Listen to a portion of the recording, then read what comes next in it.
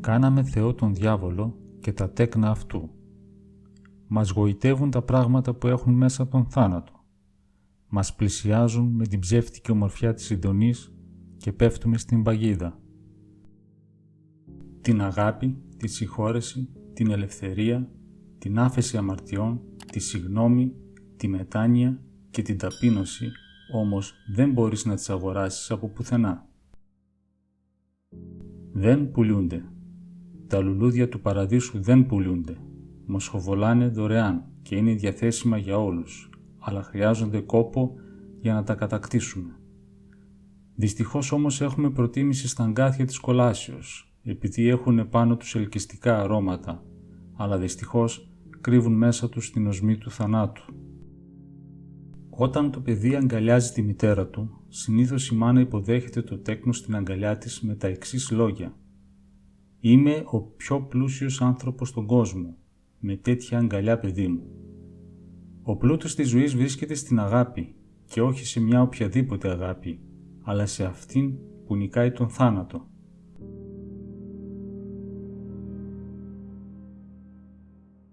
Ο άνθρωπος σήμερα ελάχιστα προβληματίζεται πνευματικά.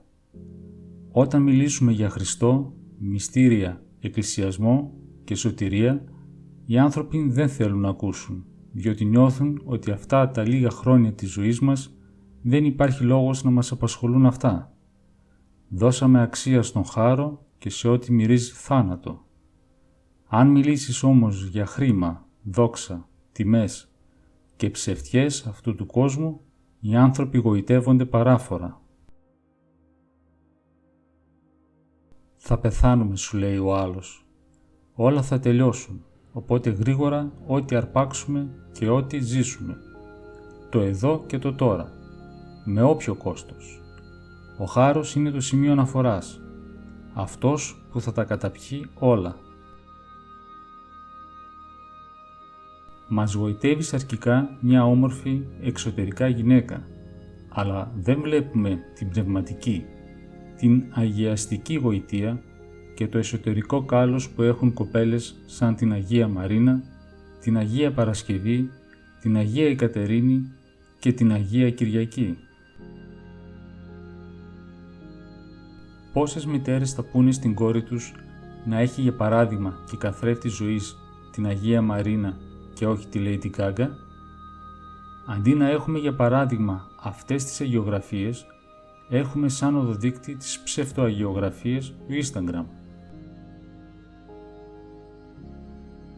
Πλατσουρίζουμε στη βρώμικη επιφάνεια του ψεύτικου κόσμου, αντί να κάνουμε την κίνηση να βυθιστούμε στα γνήσια νοήματα της ζωής, στον ωκεανό του πνεύματος, ώστε να ανακαλύψουμε τον πολύτιμο Μαργαρίτη που είναι ο Κύριος. Γιατί συμβαίνει αυτό? Πολύ απλά διότι έχουμε κάνει μερική ενσάρκωση του Χριστού μέσα μας. Τοποθετούμε μέσα μας τον Χριστό και τον διάβολο και πηγαίνουμε με όποιον μας βολεύει, για λόγους που εμείς γνωρίζουμε ή μάλλον που μας επιτάσσει ο εγωισμός μας.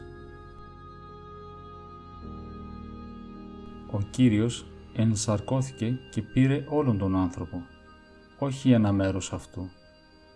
Πλησιάζουμε τον Χριστό, θέλουμε να κάνουμε μια πνευματική αλλαγή και μεταμόρφωση στη ζωή μας, αλλά δίνουμε στον Κύριο ένα συγκεκριμένο χώρο μέσα στην καρδιά και τη ζωή μας. Συνήθως του δίνουμε τον μπουντρούμι, αντί να του δώσουμε τον θρόνο του βασιλέως. Σέρνουμε τον Χριστό σε ένα μπουντρούμι μέσα στην καρδιά μας και του λέμε: «Κάτσε εδώ, εγώ θα κάνω τα δικά μου και θα σε φωνάξω όταν έχω ανάγκη». Ύστερα πηγαίνουμε στον διάβολο για να κάνουμε τις συζητήσεις και τις συναλλαγές μας. Πώς θα καλοπαντρευτώ, πώς θα έχω καλή ζωή, πώς μπορώ πατώντας επάνω σε άλλους, εξουσιάζοντάς τους, να περάσω καλά, πώς θα γίνει το δικό μου σε κάθε σχέση, κτλ. κτλ.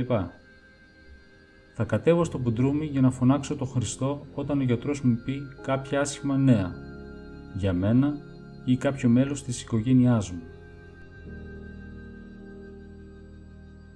Αυτός είναι ένας Χριστός για τις δουλειές και τις ανάγκες μου, όπως έλεγε και ο γέροντας Εμιλιανός Σιμωνοπετρίτης. Θέλουμε έναν Χριστό μόνο για την υγεία μας και για τίποτα άλλο, και έναν διάβολο για όλα τα υπόλοιπα, βαδίζοντας τελικά ένα χορό του ζαλόγκου προς την απώλεια. Γι' αυτό παρατηρούμε μια σύγχυση ιδιαίτερα σε ανθρώπους που λένε ότι είναι της Εκκλησίας ως άτομα, αλλά δεν είναι του Χριστού ως πρόσωπα. Μπορεί να εκκλησιάζονται χρόνια και να ξέρουν το Ευαγγέλιο απ' έξω, αλλά όσον αφορά στην εφαρμογή των λόγων του Ευαγγελίου, εκεί η υπακοή γίνεται στον διάβολο και όχι στον Χριστό, διότι πολύ απλά αυτό υπαγορεύει ο ναρκισσισμός που έχουμε μέσα μας και θέλει να τραφεί από ψεύτικα πράγματα ώστε να μας τρώει την ψυχή μας συνεχώς. Ο Κύριος όμως τι μας λέει? Κατά Ιωάννην 14 στίχο 15 «Εάν αγαπάτε με, τας εντολάς τας εμάς τηρήσατε». Κατά Ιωάννην 14 στίχο 21 «Ο έχων τας εντολάς μου και τηρών αυτάς, εκείνος έστιν ο αγαπών με. Ο δε αγαπών με αγαπηθήσετε υπό του πατρός μου, και εγώ αγαπήσω αυτόν και εμφανίσω αυτό εμ' αυτόν». Τις εντολές τις τηρούμε όχι με την νομική τους έννοια. Τις βιώνουμε ως ένα δρόμο ζωής, αγάπης, θεραπείας και σωτηρίας. Το θέμα δεν είναι να γίνουμε άνθρωποι της Εκκλησίας με την έννοια των εξωτερικών τύπων. Δεν έχει νόημα να πηγαίνουμε τυπικά στα μυστήρια, αλλά να τα βιώνουμε πραγματικά με τρόπο υπαρξιακής σχέσης. Ο Χριστός που έχω μέσα μου δεν είναι για κάποιες στιγμές, αλλά για όλες τις στιγμές της ζωής. Βρίσκεται στο καλημέρα που θα πω στη γυναίκα μου ή το παιδί μου το πρωί, στο χαμόγελο που θα χαρίσω στους ανθρώπους που συναναστρέφομαι, στο συγγνώμη που θα πω στον άνθρωπο που πλήγωσα. Μα αυτά μπορώ να τα κάνω και χωρίς τον Χριστό, θα πει κάποιος. Όχι.